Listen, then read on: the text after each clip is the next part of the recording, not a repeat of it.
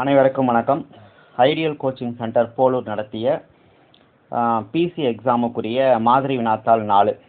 ஏற்கனவே 3 மாதிரி வினாத்தாள்களுக்கான கணிதம் மற்றும் உளவியல் பகுதிகளுக்கான வீடியோ அப்லோட் செஞ்சுருக்கிறேன். அதை பாருங்கள், டிஸ்கிரிப்ஷன்லேயும் கொடுக்குறேன். அதே போல் இந்த சேனலுக்கு புதிதாக வந்திருப்பவர்கள் இந்த சேனலை சப்ஸ்கிரைப் செய்து ஆதரவு தருமாறு அன்போடு கேட்டுக்கொள்கிறேன். இப்போ இந்த சேனலை பொறுத்த வரைக்கும் பார்த்தீங்கன்னா doctor APJ free coaching centre நடத்திய மாதிரி வினாத்தாள்கள் ஒரு 7, அதனுடைய விடைகளுக்கான வீடியோக்கள் இருக்குது. அதே போல் ஐடியல் கோச்சிங் சென்டர் நடத்திய 4 வினாத்தாள்களுக்கான விடைகள் இதில் இருக்குது. அது மட்டும் இல்லாமல் அரசு நடத்திய 2019, 2018, 2017, அதுக்கப்புறம் 2012, 2010 அந்த 5 வினாத்தாள்களுக்கான கணிதம் மற்றும் உளவியல் பகுதிகளுக்கான வீடியோக்கள் இருக்குது. அதே போல் உளவியல் பகுதிகளுக்கான ஒவ்வொரு டாப்பிக்கான வீடியோவும் இருக்குது. ஸோ வீடியோ முழுமையாக பாருங்கள். போலீஸ் தேர்வில் அதிக மதிப்பெண் பெற்று பணியில் சேர வாழ்த்துக்கள். இப்போ இந்த 4வது தேர்வினுடைய வினாக்களை பார்க்கலாம். ரத்தம் என்பது இரத்த குழாய் எனில் எண்ணெய் என்பது என்ன? இப்போ இது ஆக்சுவலாக பார்த்தீங்கன்னா அனலாகி, அதாவது ஒப்புமை வார்த்தை அப்படின்ற தலைப்பில் வரும். இப்போ கொடுத்துக்கிற ஆப்ஷனில் எது சூட்டபிள் ஆகுது அப்படின்னு சொல்லி பார்க்குறோம். ரத்தம் ரத்த குழாயில் போகும். அப்போ எண்ணெய் எதில் போகும் அப்படின்னு பார்த்தீங்கன்னா குழாயில் போகும். அதனால் குழாய் தான் ஆன்சர். அடுத்தது, இங்கிலாந்து என்பது அட்லாண்டிக் பெருங்கடல் எனில் கிரீன்லாந்து என்பது என்ன? இப்போ இந்திய பெருங்கடல், அதுக்கப்புறம் அரபிக்கடல், வங்காள விரிகுடா, இதெல்லாம் உங்களுக்கு பார்த்தோன்னே என்ன ஞாபகத்துக்கு வரும்? இந்தியா ஞாபகத்துக்கு வரும் இல்லையா? அந்த மாதிரி இங்கிலாந்து அப்படின்னா அட்லாண்டிக் பெருங்கடல் வச்சுக்கோங்க. கிரீன்லாந்து அப்படின்னா ஆர்க்டிக் பெருங்கடல், அதை ஞாபகம் வச்சுக்கோங்க. ஓகேவா? அடுத்தது 3வது கொஸ்டின் விடுபட்ட எண்ணை காண்க. ஃபஸ்ட்டு 2 இருக்குது. அதுக்கப்புறம் 2 கூட 3 கூட்டினா 5. அடுத்தது 5 கூட 4 கூட்டினா 9. அடுத்தது 9 கூட 5 கூட்டினா 14. அடுத்தது 14 கூட 6 கூட்டினா 20. அடுத்தது 20 கூட 7 கூட்டினா 27. அப்போ இங்கே 14 தான் விடுபட்ட எண் ஆன்சர் வரும். ஓகேங்களா? அடுத்தது 6, 11, 21, 36, 56 கொஸ்டின் மார்க். சரி, இப்போ 6 கூட 5 கூட்டுறோம். ஸோ 6 கூட 5 கூட்டினா 11. அடுத்தது 11 கூட 10 கூட்டினா 21. அடுத்தது 21 கூட 15 கூட்டினா 36. அடுத்தது 36 கூட 20 கூட்டினா 56. ஸோ அப்போ அடுத்தது 25 கூட்டணும். ஸோ அப்போ 56 கூட 25 கூட்டுறீங்க அப்படின்னா 81. ஸோ அப்போ 81 தான் ஆன்சர். 5வது கொஸ்டின் 10, 100, 200, 310 கொஸ்டின் மார்க். இதுலேயும் விடுபட்ட எண்ணை கண்டுபிடிக்க சொல்கிறாங்க. 10 கூட 90 கூட்டுறோம் இல்லையா? ஸோ 10 கூட 90 கூட்டினீங்கன்னா 100. ஓகேவா? அடுத்தது 100 கூட 100 கூட்டுறோம். ஸோ கூட்டினா 200. அடுத்தது 200 கூட 110 கூட்டுறோம். ஸோ 110 கூட்டினா 310. அப்போ என்ன செய்யணும்? அடுத்தது 120 கூட்டணும். ஸோ அப்போ 310 கூட 120 கூட்டினீங்கன்னா 430. அவ்வளோதான் ஆன்சர். ஓகேவா? ரைட். அடுத்தது, தீபக் நிதினிடம் கூறினான். தீபக் சொல்கிறாரு, அங்கு கால்பந்து விளையாடி கொண்டிருப்பவர் என் அப்பாவின் மனைவியின், அப்பாவோட மனைவினா அம்மா, அம்மாவினுடைய 2 மகன்களுள் இளைய மகன். அப்போ அம்மாவுக்கு 2 பசங்க, அதில் சின்னவன் அப்படின்னா தீபக் என்ன வரும்? சகோதரனாக தான் வரும். ஓகேவா? தீபக் தான் சொல்கிறான். அப்போ ஆன்சர் தீபக் அந்த நபருக்கு என்ன உறவு அப்படின்னா சகோதரன். சரியா?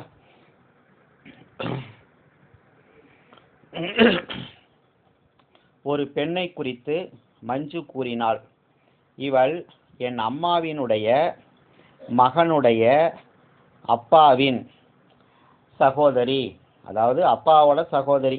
ஓகேவா? அதை சுற்றி வளைச்சி என்னுடைய அம்மாவோட மகனுடைய அப்பாவினுடைய சகோதரி அப்படின்றான். அப்பாவோட சகோதரி தான். அப்பாவோட சகோதரினா என்ன வரும்? அத்தைன்னு வரும். ஸோ அதனால் அத்தை வந்து ஆன்சர். ஒரு சர்வதேச மாநாட்டின் முடிவில் 10 நபர்கள் ஒருவருடன் ஒருவர் கைகுலுக்கி கொண்டனர் எனில் மொத்தம் எத்தனை கைகுலுக்கல்கள்? ஸோ இதுக்கு வந்து ஷார்ட்கட் வந்து n×n-1/2 இதான் வந்து ஃபார்முலா. மொத்த கைகுலுக்கல்களினுடைய எண்ணிக்கை காண்பதற்கான ஃபார்முலா. இங்கே வந்து பார்த்தீங்கன்னா 10 நபர்கள்னு கொடுத்துருக்குறாங்க. அப்போ எண்ணுக்கு பதிலாக 10ன்னு போடுங்க. 10ல் 1 போச்சுன்னா 9/2. இதை சுருக்கினீங்கன்னா 19 90. 90 2ஆல் வகுத்தீங்கன்னா எவ்வளோ? 45. ஸோ அப்போ 45 தான் வந்து ஆன்சர். அடுத்தது, பின்வரும் படத்தில் எத்தனை முக்கோணங்கள் உள்ளன அப்படின்னு சொல்லி கேட்டுக்கிறாங்க. இப்போ இங்கே வந்து நான் நம்பர் கொடுத்துருக்குறேன். ஓகேங்களா? 1 2 3 4 5 6 அப்படின்னு நம்பர் கொடுத்துருக்கேன். ஸோ தனித்தனியாக பார்த்தீங்கன்னா 6 முக்கோணம். 1 தனியாக பார்த்தீங்கன்னா ஒரு முக்கோணம், 2 தனியாக பார்த்தீங்கன்னா ஒரு முக்கோணம், 3 தனியாக பார்த்தா ஒரு முக்கோணம், 4 தனியாக பார்த்தா ஒரு முக்கோணம், 5 தனியாக பார்த்தா ஒரு முக்கோணம், 6 தனியாக பார்த்தா ஒரு முக்கோணம். அடுத்தது 1ஐயும் 2ஐயும் கம்பைன் பண்ணிங்கன்னா, இந்த 1ஐயும் 2ஐயும் சேர்த்து பார்த்தீங்கன்னா ஒரு முக்கோணம்.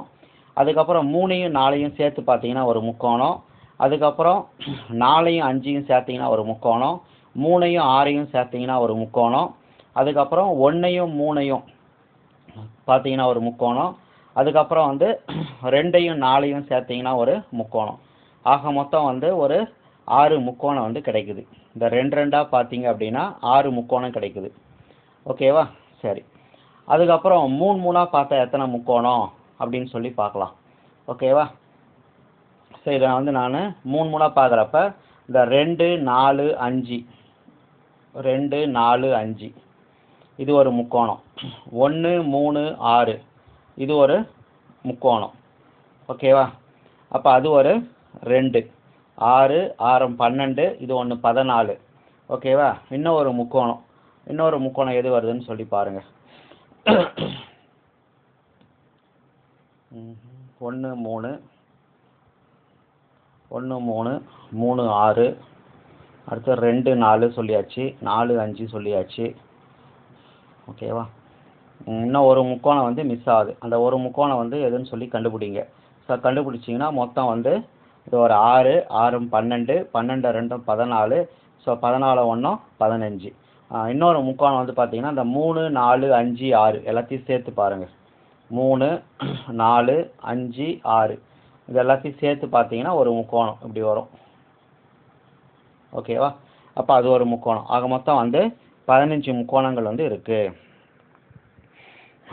ஒரு கடிகாரம் 7 மணி அடிக்க 7 நொடிகள் எடுத்துக்கொள்கிறது எனில் 10 மணிகள் அடிக்க எத்தனை நொடிகள் எடுத்துக்கொள்ளும் அப்படின்னு சொல்லி கேட்குறாங்க. இப்போ 7 மணி அடிக்க அப்படின்னா இப்போ 1 2 3 4 5 6 7. சரியா? ரைட்டு. இப்போ எத்தனை இடைவெளி வருது பாருங்கள். 6 இடைவெளி. 1 2 3 4 5 6 இடைவெளி வருது. ஸோ அப்போ 6 இடைவெளிக்கு 7 நொடிகள். அப்போனா 10 மணிகள் அப்படின்னா 9 இடைவெளி. அப்போ 9 இடைவெளினா எத்தனை நொடிகள்? அப்போ 9 7ஐயும் பெருக்கணும். 9 7ஐயும் பெருக்கணும் 63/6. 63 6ஆல் வகுத்தீங்கன்னா 5×6 60, மீதி 3 வரும். 0 சேர்த்தா 30, 5×6 30. அப்போ 10.5 நொடிகள் வந்து தேவைப்படுது. ஆப்ஷனில் 10.5 எதுவுமே கிடையாது. அதனால் எதுவும் இல்லை அப்படின்னு சொல்லிடுங்க. ஓகேவா? ரைட். அடுத்தது 100 பூனைகள் 100 நாட்களில் 100 எலிகளை கொன்றால். அப்போ இதுக்கு வந்து ஃபார்முலா வந்து ஏற்கனவே சொல்லியிருக்கிறோம். ஷார்ட்கட் வந்து M1 D1 H1/W1 = M2 D2 H2/W2. So M1ன்றது இப்போ 100 பூனை 100 நாளில் 100 எலியை சாப்பிடுது. அப்போ சாப்பிட்றது வந்தால் வந்து வேலை 100 எலியை சாப்பிடுது. அப்போன்னா 4 பூனைகள் 4 எலிகள். ஓகேவா? ஸோ அப்போ இந்த இடத்துல வந்து 4 பூனைகள் எத்தனை நாளில் 4 எலிகளை சாப்பிடும். ஸோ இந்த 4க்கு 4 அடிச்சிடலாம், இந்த 100க்கு 100 அடிச்சிடலாம், மீதி இருக்கிறது 100. ஸோ அப்போ 100 நாட்கள். அதுதான் வந்து ஆன்சர்.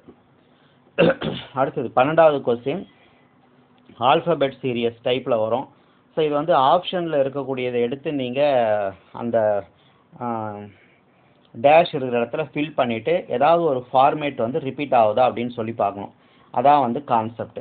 சரி, இப்போ இந்த ஃபர்ஸ்ட் ஆப்ஷன் எடுத்து செக் பண்ணுறீங்க அப்படின்னா ஃபஸ்ட்டு எம்மு, அடுத்தது ஓ, பி, அடுத்த டேஷில் என். இப்போ இந்த இடத்துல வந்து டேஷ் இருக்குது. ஓகேவா?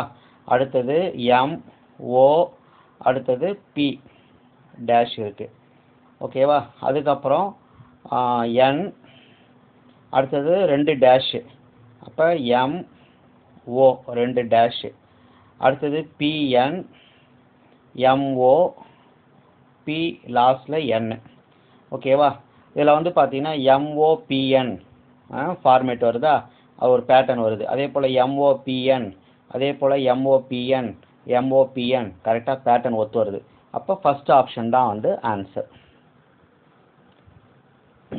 அடுத்தது விடுபட்ட எண்ணை நிரப்புக அப்படின்னு சொல்லி கொடுத்துருக்குறாங்க. 7, 16, 34, கொஸ்டின் மார்க்கு 142, 286. அதாவது வந்து 2ஆல் பெருக்கி 2 கூட்டுங்க. 7 2 14. ஸோ 14 கூட ஒரு 2 கூட்டினா எவ்வளோ வரும்? 16. அதான் இங்கே வந்திருக்கு. அடுத்து 16 2ஆல் பெருக்கி 2 கூட்டுங்க. ஸோ 16 2 32. 32 கூட 2 கூட்டினா 34 வந்திருக்கா? அடுத்து 34 2ஆல் பெருக்கி 2 கூட்டுங்க. ஸோ கூட்டினா 70 வரணும். அப்போ இந்த இடத்துல வந்து ஆன்சர் வந்து 70. அடுத்தது 70 2ஆல் பெருக்கி 2 கூட்டினீங்கன்னா 142 வருது. அடுத்தது 142 2ஆல் பெருக்கி 2 கூட்டினீங்கன்னா 286. ஸோ அதுவும் வருது. ஓகேவா? ஸோ அப்போ வந்து இந்த இடத்துல கொஸ்டின் மார்க் போட்ட இடத்துல 70 தான் வந்து வரணும். அடுத்தது நாடகம் என்பது மேடையுடன் தொடர்புடையது. அப்போ டென்னிஸ் என்பது எதனுடன் தொடர்புடையது? அதாவது நாடகம் வந்து மேடையில் நடத்துவாங்க. அப்போ டென்னிஸ் வந்து எங்கே விளையாடுவாங்கன்னா கோர்ட்டில், டென்னிஸ் கோர்ட்டில் வந்து விளையாடுவாங்க. நாய் வந்து ரேபிஸ் அப்படின்ற நோய் வந்து பரவுவதற்கு காரணமாக இருக்குது. அப்போ கொசு வந்து எதுக்கு வந்து மலேரியாவுக்கு வந்து பரவ காரணமாக இருக்குது அப்படின்னு சொல்கிறோம். அடுத்தது 12 பொருள்களினுடைய வாங்கிய விலை 10 பொருள்களினுடைய விற்ற விலைக்கு சமம் எனில் இந்த வியாபாரத்தில் கிடைக்கும் லாப சதவீதம் என்ன? ஆக்சுவலாக ஒரு ஷார்ட்கட் வந்து ஞாபகம் வச்சுக்கோங்க. எக்ஸ் பொருளினுடைய வாங்கிய விலை ஒய் பொருளினுடைய விற்ற விலைக்கு சமம் எனில் இந்த வியாபாரத்தில் கிடைக்கும் லாப சதவீதம் அப்படின்னா 100 × x - y / y. ஓகேவா? இதான் வந்து ஷார்ட்கட் x - y. சரியா? இந்த இடத்துல எக்ஸுன்ற இடத்துல 12ன்னு கொடுத்துருக்குறாங்க. ஸோ அப்போ 100 × எக்ஸுக்கு பதிலாக 12 மைனஸ் ஒய்க்கு பதிலாக வந்து 10 / 10ன்னு வரும். ஓகேவா? ஸோ அப்போ 100 × 12ல் 10 போச்சுன்னா 2, கீழே வந்து 10. இதை சுருக்குனீங்கன்னா 5×2 வந்து 20 அப்படின்னு சொல்லி கிடைக்கும். அடுத்த கொஸ்டின், பி மற்றும் கியூவினுடைய தற்போதைய வயதுகளின் விகிதம் 2:3. மேலும் அவர்களினுடைய வயதுகளினுடைய வித்தியாசம் 8 ஆண்டுகள் எனில் பியினுடைய தற்போதைய வயது என்ன? சரி, இப்போ 2:3 கொடுத்துருக்காங்க இல்லையா? முதல்ல இருக்குது பி வந்து 2 மடங்கு, கியூ வந்து எத்தனை மடங்கு? 3 மடங்கு. சரி, ரெண்டுத்துக்குள்ள வித்தியாசம் எவ்வளோ? 1 மடங்கு. இங்கே வித்தியாசம் எவ்வளோ கொடுத்துருக்காங்க? 8ன்னு கொடுத்துருக்காங்க. அப்போ 1 மடங்குன்றது 8 ஆண்டுகள். அப்போ நமக்கு 2 மடங்கு கண்டுபிடிக்கணும் இல்லையா? 2 மடங்குனா ஈரட்டு எவ்வளோ? 16. ஸோ அப்போ 16 தான் வந்து ஆன்சர். அவ்வளோதான். அடுத்தது சம வாய்ப்பு முறையில் தேர்ந்தெடுக்கப்பட்ட ஒரு லீப் வருடத்தில் 53 திங்கட்கிழமைகள் இருப்பதற்கான நிகழ்தகவு யாது? ஸோ இதுக்கு வந்து ஆக்சுவலாக வந்து ஒரு தனி வீடியோவே வந்து உங்களுக்கு அப்லோட் செஞ்சுருக்கிறேன் ஏற்கனவே. இப்போ நம்ம சேனலில் வந்து இருக்கக்கூடிய எல்லா வீடியோஸும் நீங்கள் முழுமையாக பார்த்துருந்தீங்க அப்படின்னா அந்த ஆப்டிடியூடு, ரீசனிங், போலீஸுக்கு தேவையான சைக்காலஜி கொஸ்டின்ஸு எல்லாம் நீங்களே வந்து ஆன்சர் பண்ணலாம். சரிங்களா? ஆனால் ஒன்று நீங்கள் பொறுமையாக எல்லா வீடியோவும் பார்க்கணும். சரிங்களா? ரைட். இப்போ லீப் வருடத்தில் வந்து மொத்தம் எத்தனை நாட்கள் இருக்கும் அப்படின்னா 366 நாட்கள் இருக்கும்.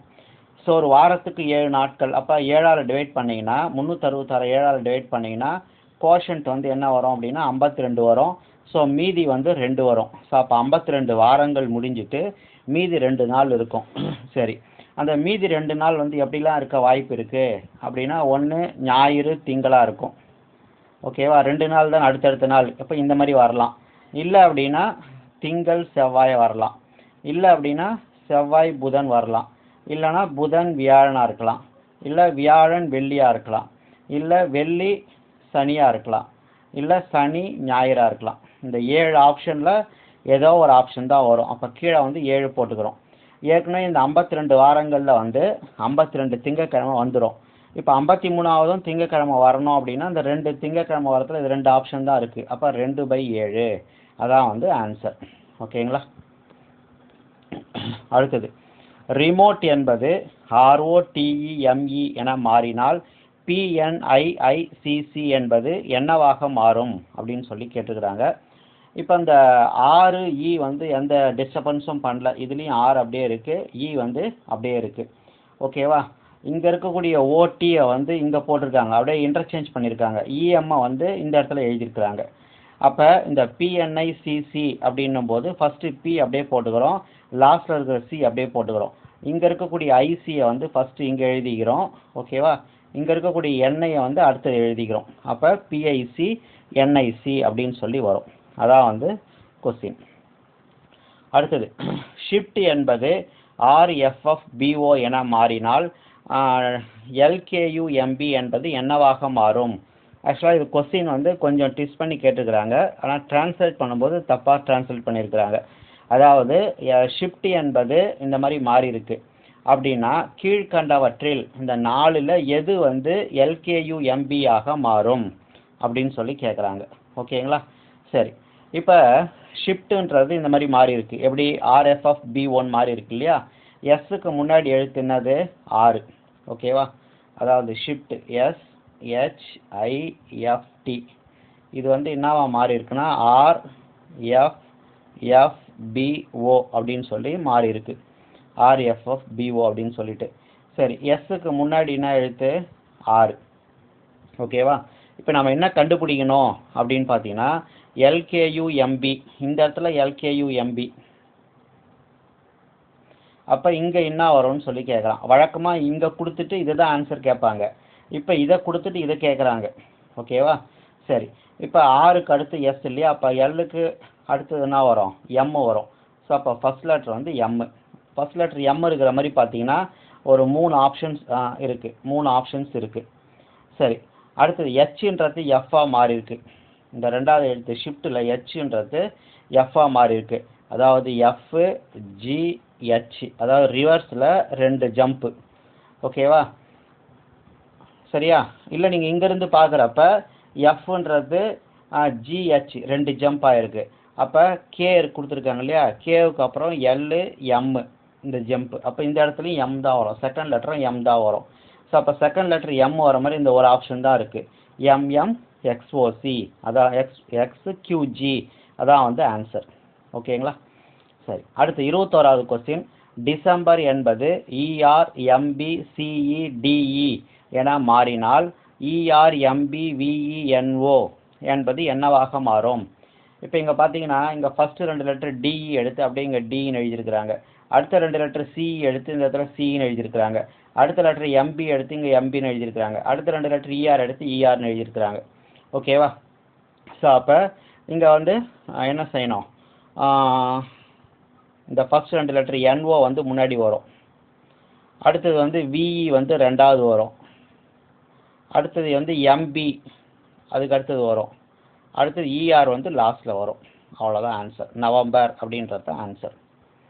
அடுத்தது A மற்றும் B ஒரு வேலையை 10 நாட்களிலும் B மற்றும் C அதே வேலையை 15 நாட்களிலும் C மற்றும் A அதே வேலையை 18 நாட்களிலும் முடிப்பார் எனில் B தனியே அந்த வேலையை எவ்வளவு நாட்களில் முடிப்பார் அப்படின்னு சொல்லி கேட்டுக்கிறாங்க. ஸோ இதை வந்து கொஞ்சம் ஒர்க் அவுட் பண்ணி தான் போடணும். ஓகேங்களா? சரி, ஏவும் பியும் சேர்ந்து 10 நாள். அப்போ A + Bயினுடைய ஒரு நாள் வேலை அப்படின்னா 1/10. அடுத்தது B + Cயினுடைய ஒரு நாள் வேலை அப்படின்னா 1/15. அடுத்தது C + Aவினுடைய ஒரு நாள் வேலை 1/18ன்னு கொடுத்துருக்குறாங்க.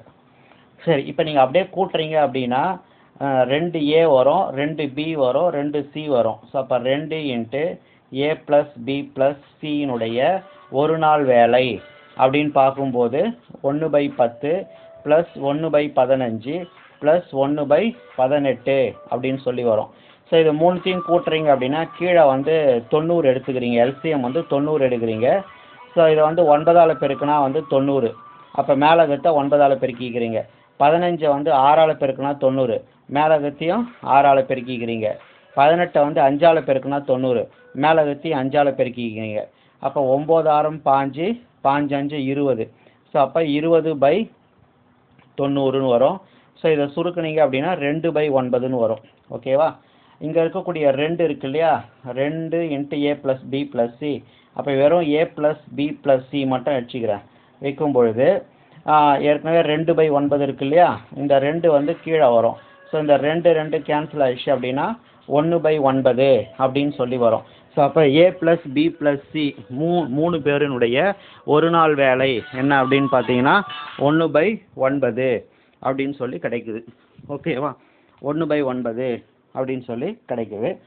இப்போ 3 பேரும் சேர்ந்து எத்தனை நாளில் செய்வாங்க, அதாவது a + b + c 3 பேரும் சேர்ந்து எத்தனை நாளில் செய்வாங்கன்னா 9 நாளில் செய்வாங்க. ஓகேங்களா? இதான் வந்து 3 பேரும் சேர்ந்து செய்யறது. இப்போ அவங்க கேட்குறது வந்து என்ன கேட்குறாங்க அப்படின்னா b மட்டும் தனியாக எத்தனை நாளில் செய்வான்னு கேட்குறாங்க. சரி, அப்போ ஏவும் சியும் நாம் அதில் வந்து கழிக்கணும். ஏவும் சியும் எத்தனை நாளில் செய்கிறாங்க, ஏவும் சியும் வந்து 15 நாளில் செய்கிறாங்க. ஏவும் சியும் 15 நாளில் செய்கிறாங்க. ஓகேவா? சரி, அப்போ பி மட்டும் நமக்கு வேணும் அப்படின்னா என்ன செய்யலாம் அப்படின்னா அதுக்கு ஒரு ஷார்ட்கட் இருக்குது. இப்போ நான் இதை எரைஸ் பண்ணிடுறேன். ஹின்ஸ் எடுக்கிறவங்க வீடியோ பாஸ் பண்ணிவிட்டு ஹின்ஸ் எடுத்துக்குவாங்க. சரியா?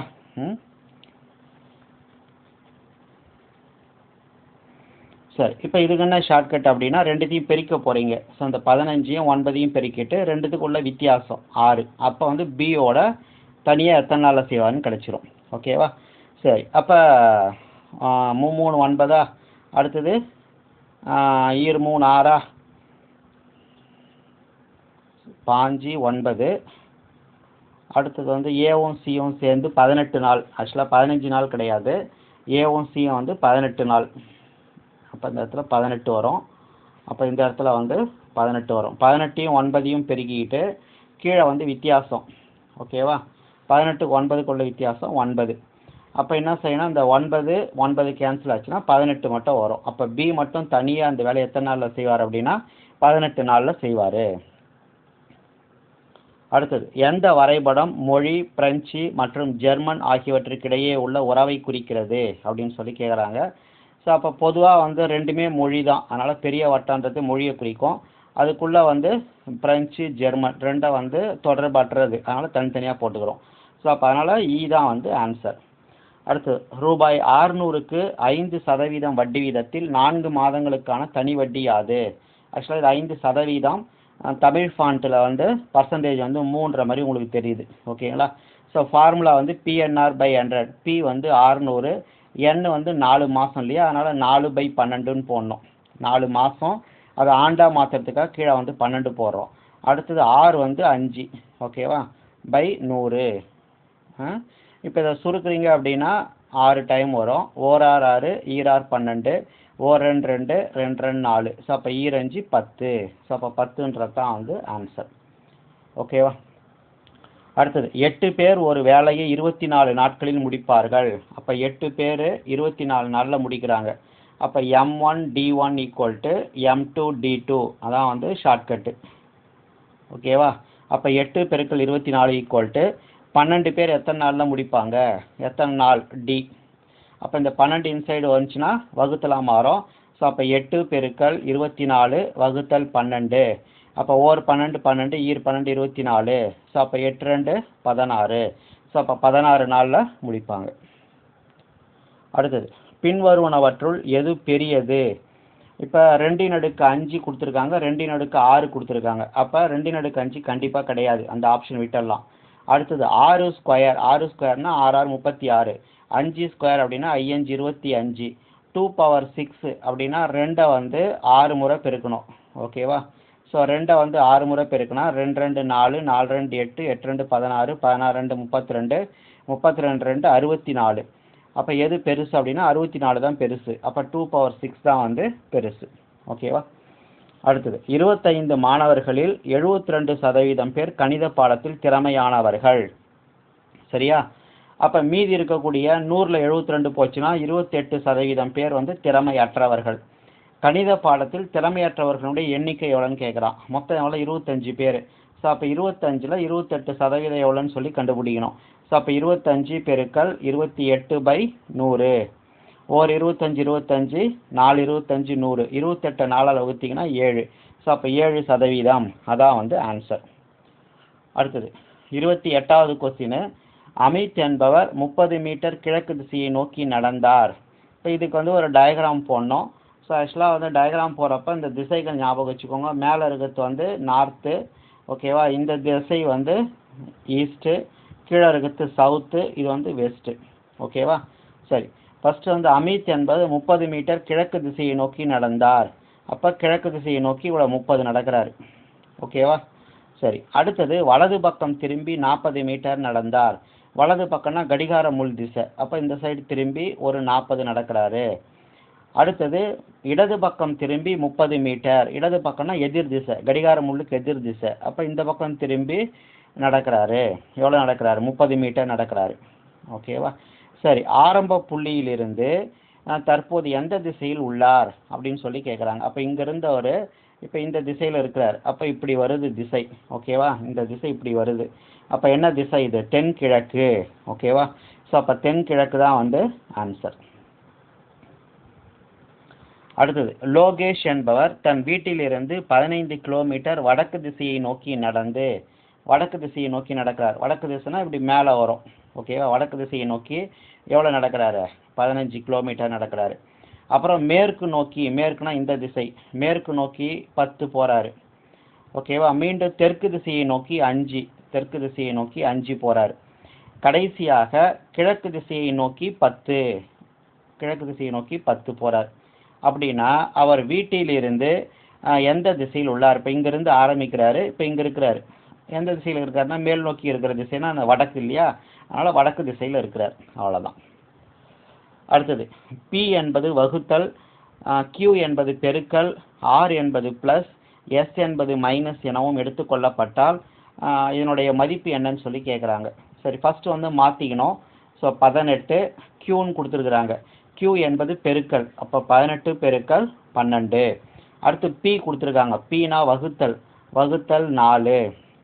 அடுத்தது R கொடுத்துருக்குறாங்க, R என்பது ப்ளஸ்ஸு, ப்ளஸ் 5. அடுத்தது எஸ்ன்றது மைனஸு, அப்போ -6. இதான் வந்து கொஸ்டின். சரி, போர்ட் மாஸ் ரூல் படி ஃபஸ்ட்டு என்ன செய்யணும் அப்படின்னா வகுத்தலை தான் செய்யணும், ஓகேவா. ஸோ 12 4ஆல் வகுத்தீங்கன்னா 3, 18 பெருக்கல் 3 ப்ளஸ் 5 -6. அடுத்தது பெருக்கலை செய்யணும். 18 3ஆல் பெருக்குனா 54, 54 ப்ளஸ் 5 -6, 54 5 கூட்டினா 59, 59ல் 6 போச்சு அப்படின்னா 53. ஸோ 53 தான் வந்து ஆன்சர், ஓகேவா. ரைட், இப்போ இந்த வீடியோவில் வந்து என்ன பார்த்துருக்கோம் அப்படின்னு பார்த்தீங்கன்னா ஐடியல் கோச்சிங் சென்டர் நடத்திய போலீஸ் தேர்விற்கான மாதிரி வினாத்தாள் 4க்கான கணிதம் மற்றும் உளவியல் பகுதிகளுக்கான விடைகளை வந்து பார்த்துருக்குறோம். இப்போ இதில் ஏதேனும் சந்தேகங்கள் இருந்தது அப்படின்னா இங்கே குறிப்பிட்டிருக்கக்கூடிய வாட்ஸ்அப் நம்பர் 8015118094க்கு தகவல் கொடுங்க. உங்களுக்கு தேவையான தகவல்களும் குறிப்புகளும் வந்து அனுப்பி வைக்கப்படும். எங்கள் சேனலோடு இணைந்திருங்கள். ஆப்டிடியூட் மற்றும் மேக்ஸ் முழுமையான பாடத்தொகுப்பு உங்களுக்கு வீடியோவாக கிடைக்கும். மற்றும் ஒரு வீடியோவில் சந்திப்போம். நன்றி, வணக்கம்.